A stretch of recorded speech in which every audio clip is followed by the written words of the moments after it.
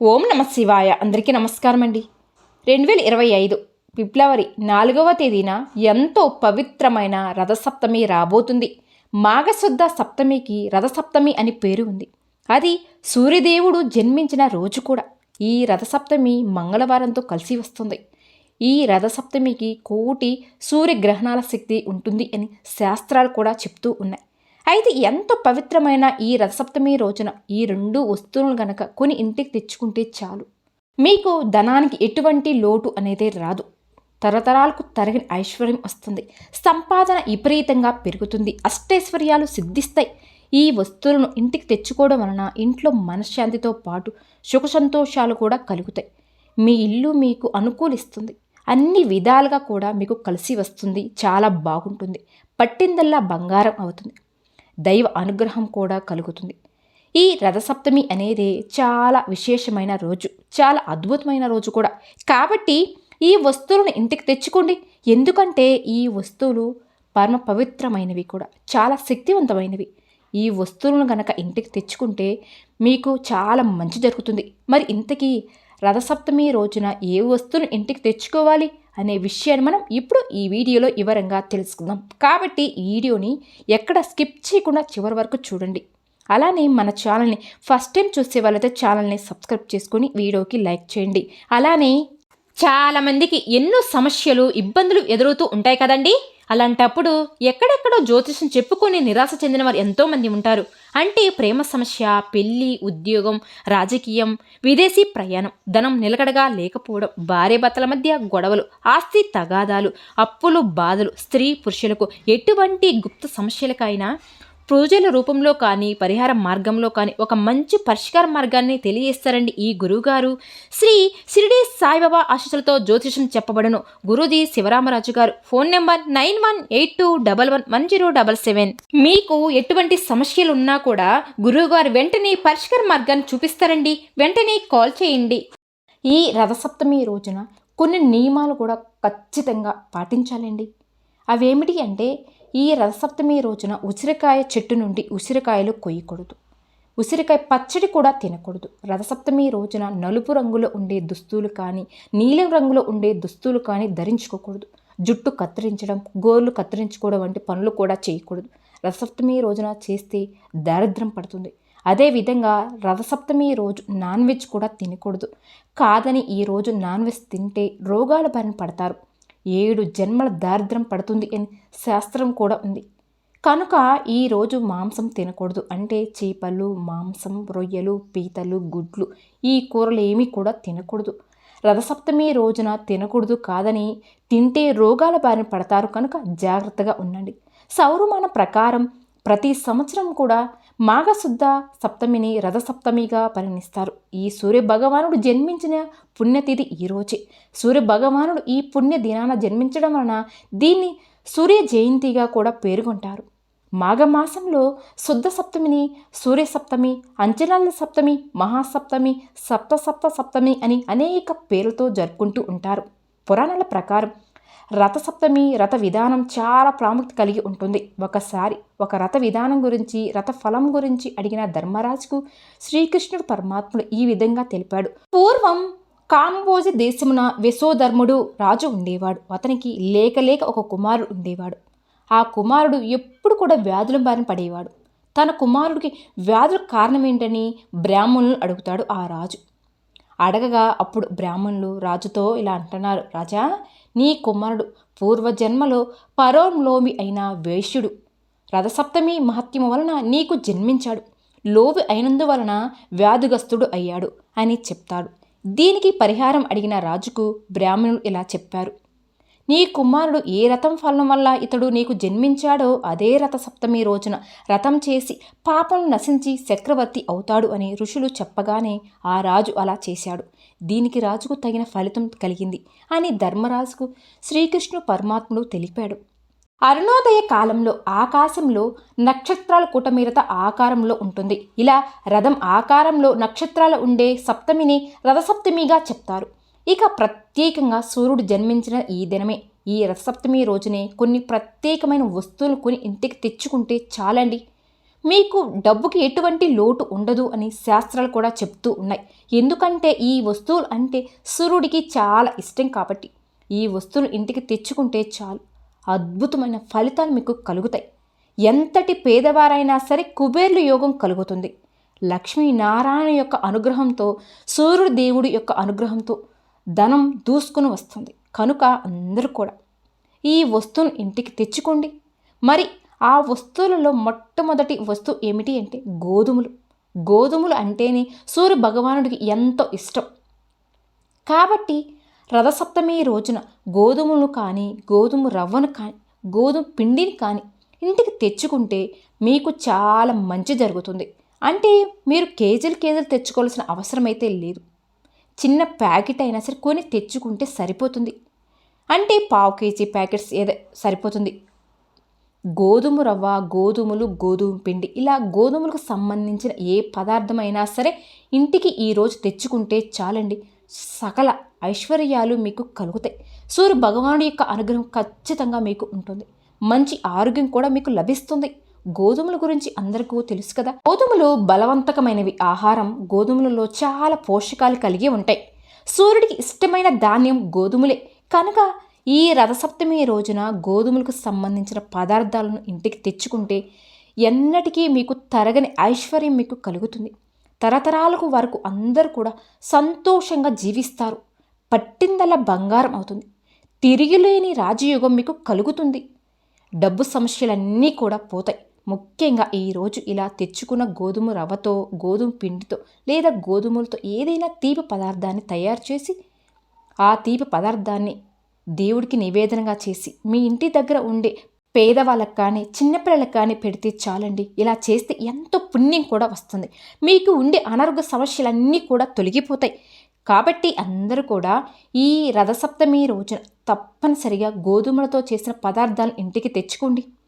ఇక రథసప్తమి రోజున ఇంటికి తెచ్చుకోవలసిన రెండో వస్తువు ఏమిటి అంటే బెల్లం అండి. ఈరోజు బెల్లం తెచ్చుకోవడం వలన మంచి ఫలితం అయితే మీకు ఖచ్చితంగా కలుగుతుంది. మన జీవితాలు మారిపోతాయి. అన్ని విధాలుగా కలిసి వస్తుంది. బెల్లం అంటేనే దేవతలందరికీ ఇష్టమే, సూర్యుడికి కూడా ఇష్టమే. అంటే చాలా ఇష్టం. బెల్లం ఏ ఇంట్లో అయితే ఉంటుందో అక్కడ దేవతలు, దేవుళ్ళు నివసిస్తూ ఉంటారని మన పురాణ కూడా చెప్తూ ఉన్నాయి. బెల్లం తీగ మధురంగా ఉంటుంది. బెల్లం అద్భుతాలను సృష్టించగలదు. మన జీవితాన్ని మార్చే, మనకు ధనానికి తెచ్చి పెట్టగల శక్తి కూడా ఉంటుంది. 4 వైపుల నుండి ధనం ఆకర్షించేలాగా, ధన సమస్యల నుంచి పోయేలాగా చేయడానికి బెల్లం చక్కగా మనకు ఉపయోగపడుతుంది. కాబట్టి ఈరోజు ఖచ్చితంగా బెల్లం తెచ్చుకోండి. తెచ్చుకొని ఆ బెల్లాన్ని ఈరోజు చేసి నైవేద్యంలో కలిపి స్వామివారికి నివేదనగా చేయండి.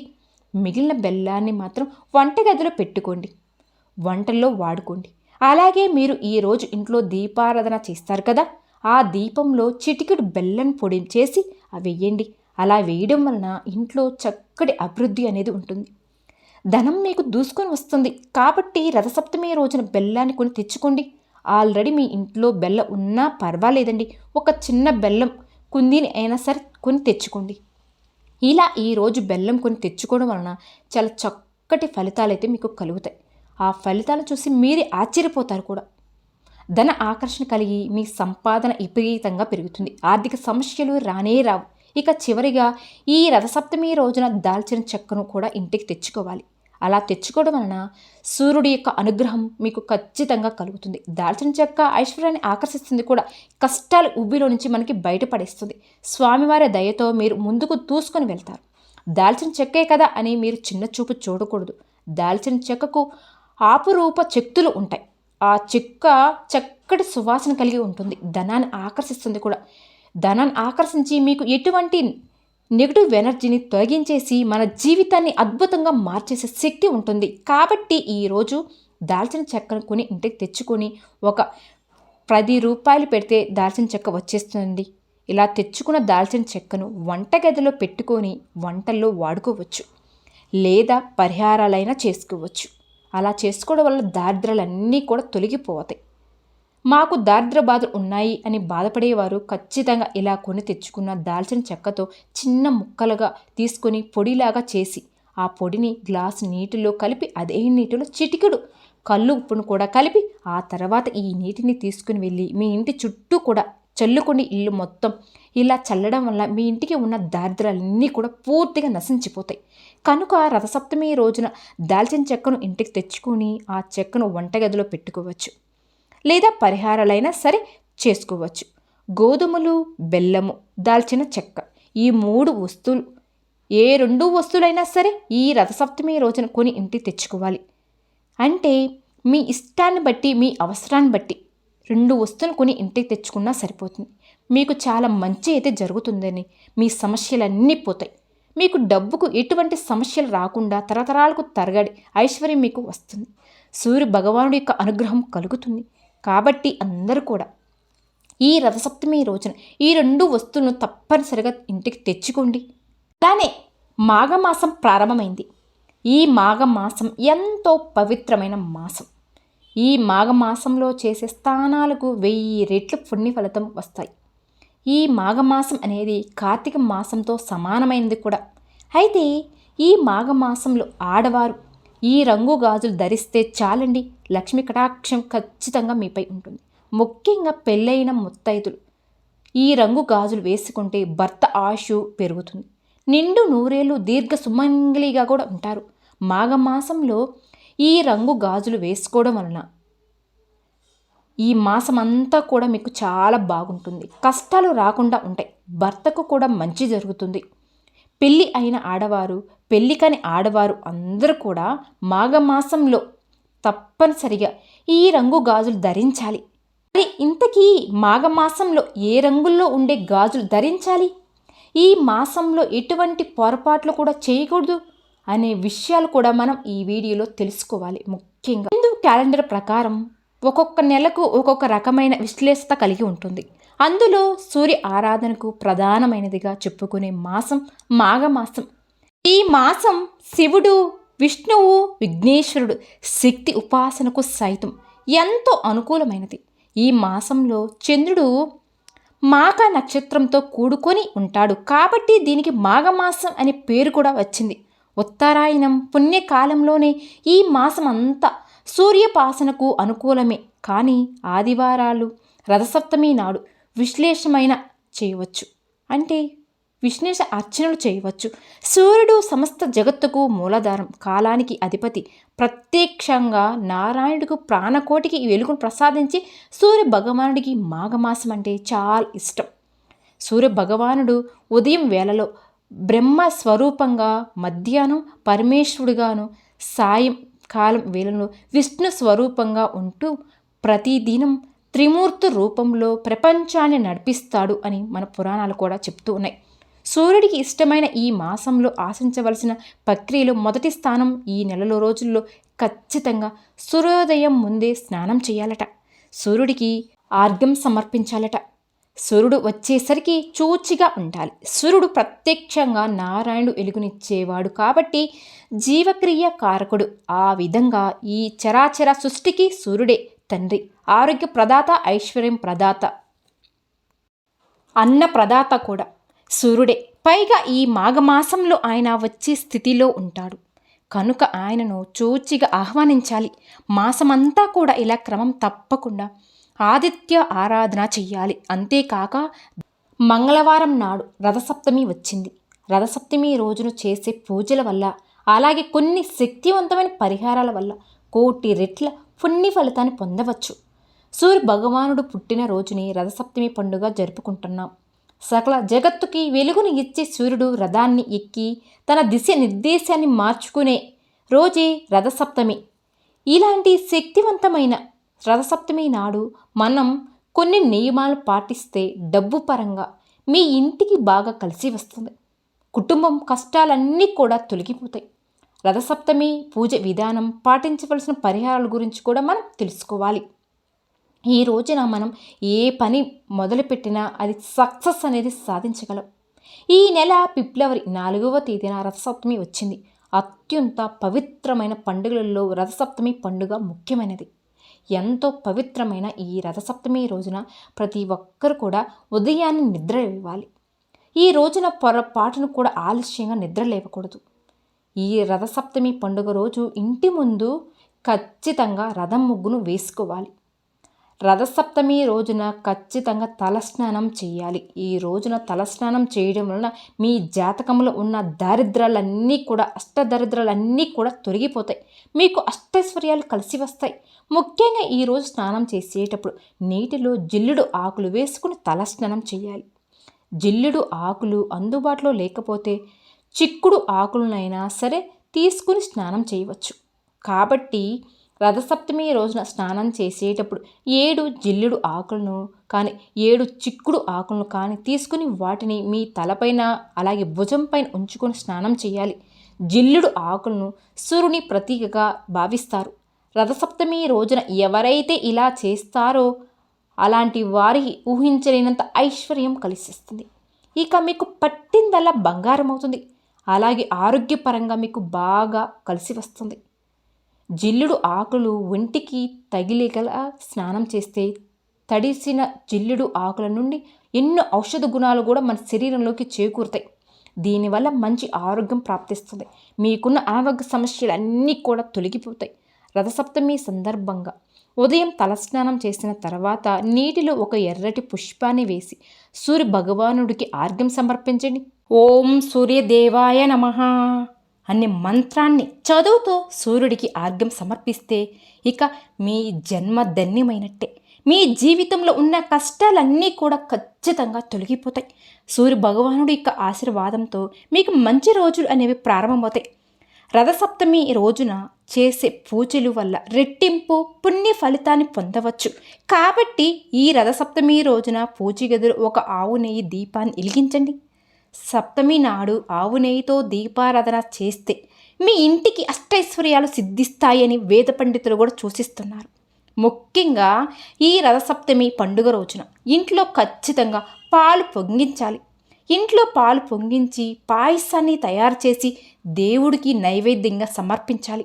కాబట్టి ఈ రథసప్తమి పండుగ నాడు ప్రతి ఒక్కరూ కూడా ఇంటిని శుభ్రం చేసుకుని పసుపు రాసి కుంకుమ బొట్టు పెట్టి పాలు పొంగించండి స్టవ్కి. ఆ పాలల్లో కొంత బియ్యం, బెల్లం, కొంచెం నెయ్యి అలాగే యాలకులను వేసి పరమాన్నం తయారు చేసుకుని ఆ పరమాన్నాన్ని దేవుడికి నైవేద్యంగా పెట్టుకోండి. చిక్కుడు ఆకులపైన పరమాన్నాన్ని వేసి దేవుడికి నైవేద్యంగా సమర్పిస్తే మీ మనసులో ఉన్న ఏదైనా కోరిక సరే అది ఖచ్చితంగా నెరవేరుతుంది అని నమ్మకం కూడా. అలాగే ఆయుర్వేదం గ్రంథాల ప్రకారం చిక్కుడు ఆకుల మీద వేడి పరమాన్నాన్ని నివేదిస్తే ఆ ఆకుల్లోని ఔషధ గుణాలు పరమాన్నంలోకి చేరుతాయట. ఈ నైవేద్యాన్ని మనం కుటుంబం అంతా కూడా స్వీకరించడం వలన ఎలాంటి అనారోగ్య సమస్యలు రాకుండా జీవితాంతం ఆరోగ్యంగా ఉండవచ్చు.